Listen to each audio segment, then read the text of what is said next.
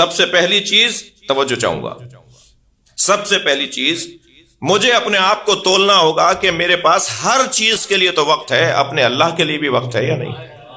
زیادہ تو ٹائم ہی نہیں مانگ رہا، 24 گھنٹے میں ذرا آپ 17 رکعتوں کے منٹ تو نکال لیجئے کتنے ہیں۔ بہت سارے لوگ تو اگر واجبات ہی صرف ادا کریں تو 17 رکعتوں کے 17 منٹ ہی بنتے ہیں۔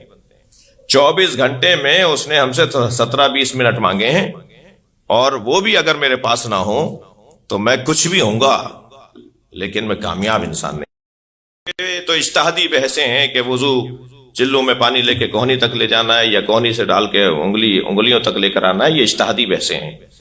اصلی بحث تو یہ ہے کہ تم اللہ کو یاد کرتے ہو یا نہیں، تمہیں اللہ یاد بھی ہے۔ 4 صفتیں اگر میرے آپ کے اندر نہیں ہوں گی، ہمارے اندر نہیں ہوں گی تو ہم ناکام ہیں۔ 4 چیزیں اگر میرے اور آپ کے اندر نہیں ہوں گی تو ہم ناکام ہیں۔ سب سے پہلی چیز توجہ چاہوں گا، سب سے پہلی چیز مجھے اپنے آپ کو تولنا ہوگا کہ میرے پاس ہر چیز کے لیے تو وقت ہے، اپنے اللہ کے لیے بھی وقت ہے یا نہیں؟ زیادہ تو ٹائم ہی نہیں مانگ رہا، 24 گھنٹے میں ذرا آپ 17 رکعتوں کے منٹ تو نکال لیجئے کتنے ہیں۔ بہت سارے لوگ تو اگر واجبات ہی صرف ادا کریں تو 17 رکعتوں کے 17 منٹ ہی بنتے ہیں۔ 24 گھنٹے میں اس نے ہم سے 17-20 منٹ مانگے ہیں، اور وہ بھی اگر میرے پاس نہ ہو تو میں کچھ بھی ہوں گا لیکن میں کامیاب انسان نہیں ہوں۔ جس کے پاس سب کے لیے وقت ہے مگر اپنے اللہ کے لیے وقت نہیں ہے، یہ انسان کامیاب نہیں ہے۔ اسے وقت نکالنا ہوگا، 2 رکعت کا ٹائم۔ اچھا، اس کو بھی رکعتیں نہیں چاہیے، ورنہ مشکل ترین نماز فجر کی تھی، جب بستر چھڑوائی دیا تھا تو 4 رکعت پڑھوا لیتا،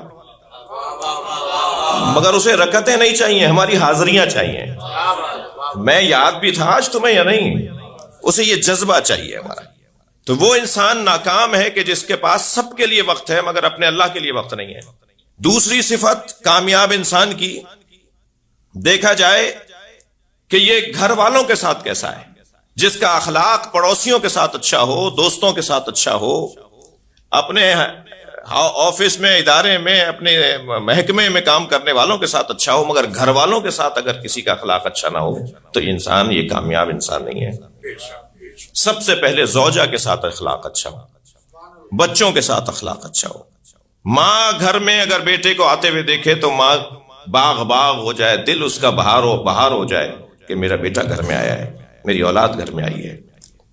جی، بہنیں خوش ہوتی ہوں، بھائی خوش ہوتے ہوں۔ عزیزو، گھر والوں کے ساتھ اخلاق اگر اچھا ہے تو یہ انسان کامیاب انسان ہے۔ پھر باہر والوں کے ساتھ تو ثانوی حیثیت ہے۔ اچھا، یہ کیا بات ہوئی کہ ماں باپ کے ساتھ تو اخلاق اچھا نہیں ہے، چچا کے ساتھ اخلاق اچھا ہے، جی، اماں کے ساتھ اخلاق اچھا نہیں ہے اور خالہ کے ساتھ اخلاق اچھا ہے، تو اس کا مطلب یہ کہ خالہ کے ساتھ کسی مطلب کا اخلاق ہے، یہ کوئی سچا اخلاق نہیں ہے، کیونکہ خالہ تو اماں کی وجہ سے ہے، جی، پھوپھی تو ابا کی وجہ سے ہے، چچا تو ابا کی وجہ سے ہے۔ چچا کے ساتھ تو خوب گھل مل رہے ہو لیکن ابا کو سلام کرنے میں بھی دقت ہے، تو یہ انسان ناکام انسان ہے۔ میں جلدی دہرا رہا ہوں، زیادہ نصیحتیں بھی بہت اچھا نہیں ہیں۔ تیسری صفت جو کامیاب انسان کے لیے ضروری ہے وہ یہ کہ دیکھا جائے وہ اپنے دشمنوں کے ساتھ کیسا ہے۔ دشمنوں کے ساتھ اگر اس کا اخلاق اچھا ہے تو یہ کامیاب انسان ہے۔ دشمنوں کو انسان، یہ کوئی ہنر نہیں ہے، کوئی کارنامہ نہیں ہے کہ دشمن سے دشمنی کی جائے، ہنر یہ ہے کہ دشمن سے درگزر کیا جائے۔ اور کیا خوب کسی حکیم کا جملہ ہے کہ بہترین انتقام یہ ہے کہ انتقام نہ لیا جائے، سب سے اچھا انتقام یہ ہے کہ پھر انتقام نہ لیا جائے۔ دشمن کے ساتھ کیسا ہے، یہ ایک تیسری صفت ہے کامیاب انسان کے لیے۔ جتنا اس کے اندر وہ گڑ ڈالتا چلا جائے گا اتنا ہی وہ بڑا آدمی ہوتا چلا جائے گا۔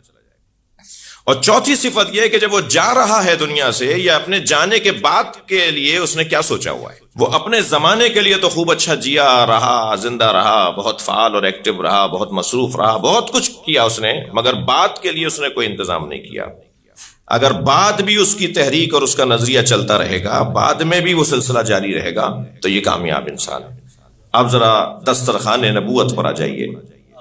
سرکار دو جہاں کی عظمت کا عنوان ہی یہ ہے کہ سرکار کی بندگی کا عالم یہ ہے کہ ساری دنیا سے اللہ کہتا ہے کہ بستر چھوڑو اور مصلوں پر آ جاؤ۔ کیا ہے پہلی صفت؟ اپنے اللہ کے لیے وقت کتنا ہے۔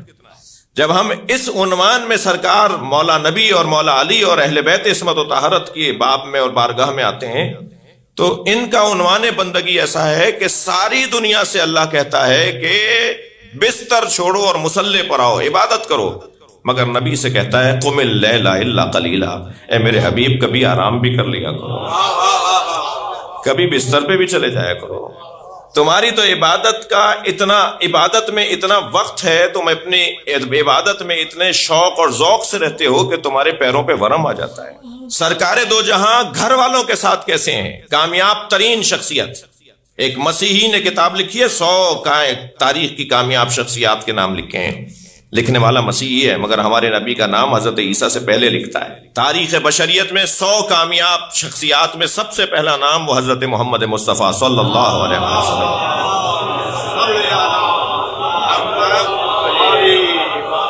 ہمارے نبی کے کمال کا دوسرا عنوان یہ کہ آپ کا گھر والوں کے ساتھ اخلاق کیسا ہے۔ گھر والوں کے ساتھ آپ دیکھیے، حتیٰ گھر والوں کے ساتھ اخلاق اس درجے پر حسین تھا، جمیل تھا کہ بعض جعلی روایتیں بھی آ گئیں کہ زوجاؤں کے ساتھ آپ کا انداز کیا ہوتا تھا، جی تماشا دکھانے والی اور مثال۔ یہ اصل جو روح ہے اس کے اندر وہ اخلاق کی روح ہے کہ گھر والوں کو وقت دے رہے ہیں یا نہیں، گھر والوں کے ساتھ اخلاق اچھا ہے یا نہیں۔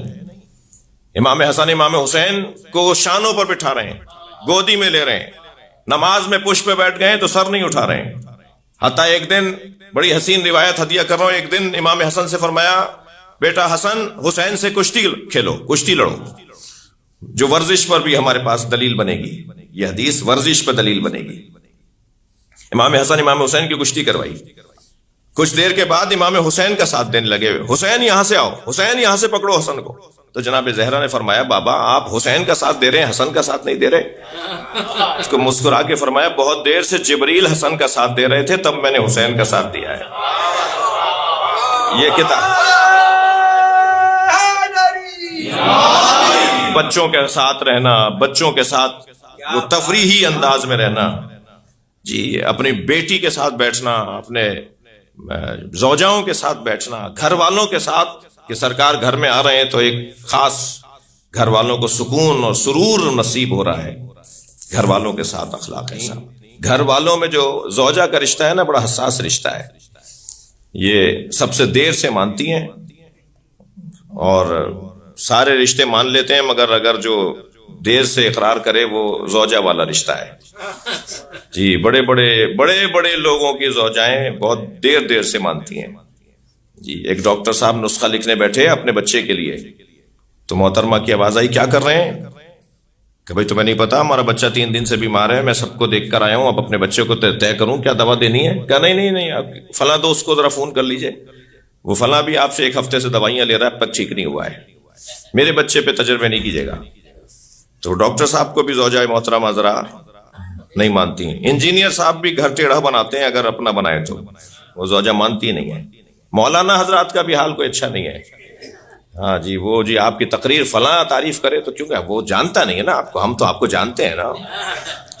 تو مولوی کی زوجہ بھی، تو زوجاؤں کا اقرار کرنا، اپنے شوہر کی تعریف کرنا بہت مشکل ہے، مگر قربان جائیں نبی کی ذات پہ، جب اعلان نبوت کیا ہے تو سب سے پہلے زوجہ نے کلمہ پڑھا ہے، جناب خدیجۃ الکبریٰ نے کلمہ پڑھ کے بتایا سچا نبی ہے۔ اور تیسرا عنوان یہ کہ دشمن کے ساتھ کیسے تھے، سرکار دو جہاں دشمن کے ساتھ کیسے تھے۔ فتح مکہ کے موقع پر جب ہاتھوں میں رسیاں ڈال کر انہیں کھڑا کیا گیا، جنہوں نے نبی کو مکے سے ہجرت کرنے پر تیار کیا، آمادہ ہوئے، لفظ مجبور نہیں بول رہا میں، ماحول ایسا بنایا سرکار کے لیے کہ سرکار مدینہ چھوڑ کے مکہ چھوڑ کے چلے گئے، ان سب کو گرفتار کیا گیا۔ تو آپ تو جیسے انہیں جانتے ہی نہیں تھے، یعنی آپ کے نزدیک یہ اہمیت ہی نہیں تھی کہ یہ تھے وہ لوگ جنہوں نے مجھے یہ ماحول بنایا اور میں مکہ چھوڑ کر گیا۔ پوچھا یہ کون ہے؟ من ہم، کون ہے یہ؟ فرمایا یہ وہی لوگ ہیں جنہوں نے آپ کو پتھر مارے، آپ کو اذیتیں پہنچائی، آپ کے ساتھ یہ کیا وہ کیا۔ بڑی عجیب و غریب داستانیں ہیں جو نبی کے ساتھ ہوتا تھا مکے میں۔ تو حضرت فرمایا اذهبوا انتم الطلقاء، جاؤ میں نے تمہیں آزاد کر دیا۔ اور پھر ہاتھوں کو اٹھا کر کہا اللہم اغفرہم انہم لا یعلمون، یا اللہ انہیں معاف کر دے، یہ مجھے جانتے نہیں تھے، یا اگر مجھے جانتے ہوتے تو یہ میرے ساتھ نہیں کرتے۔